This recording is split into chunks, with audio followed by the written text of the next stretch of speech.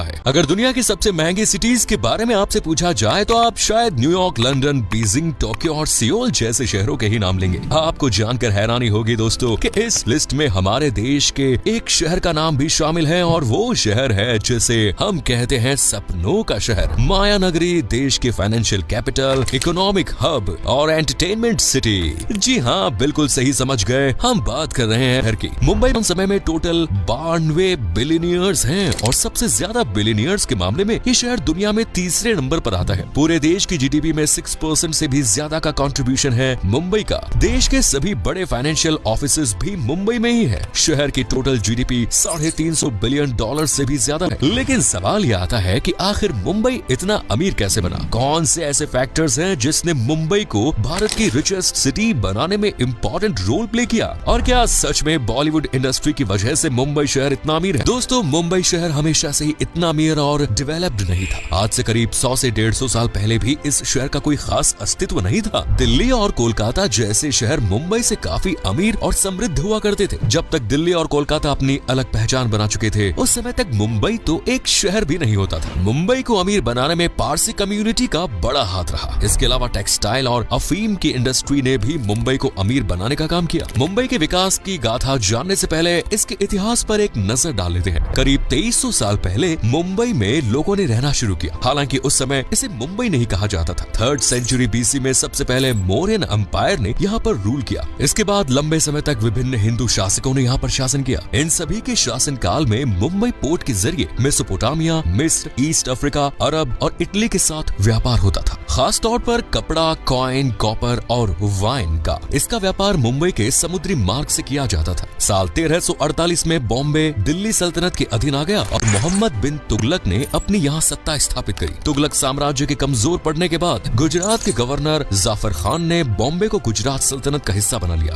अभी तक बॉम्बे से बहुत ज्यादा ट्रेड नहीं होता था। ये जगह तो मछुआरों के गांव के नाम से पहचानी जाती थी। यहाँ पर कुल 7 आइलैंड्स थे जिनके नाम कोलाबा, लिटिल कोलाबा, बॉम्बे, मचगांव, वर्ली, परेल और माहिम हुआ करते थे। चारों ओर दलदल, मिट्टी और गुफाएं ही यहाँ होती थी और कोई यहाँ रहना भी पसंद नहीं करता था। गुजरात सल्तनत के दौरान यहाँ के पोर्ट से थोड़ा इंपोर्ट एक्सपोर्ट बढ़ा, लेकिन कुछ टाइम बाद ही समुद्री लुटेरों ने यहाँ पर आतंक फैलाना शुरू कर दिया। साल 1509 में पुर्तगालियों ने बॉम्बे शहर की अहमियत को समझा। जब फ्रांसीसी डी अल्मीडा बॉम्बे पहुंचा तो उसने भाप लिया कि ये जगह ट्रेड के लिए परफेक्ट रहेगी और उसने इस जगह को बोम्बहिया नाम दिया। उस समय गुजरात में सुल्तान बहादुर शाह का शासन चल रहा था। सुल्तान बहादुर की मर्जी के बगैर पुर्तगाली यहाँ से ट्रेड नहीं कर सकते थे। 23 दिसंबर 1534 के दिन ट्रीटी ऑफ बसाइन साइन हुई, जिसके तहत बॉम्बे के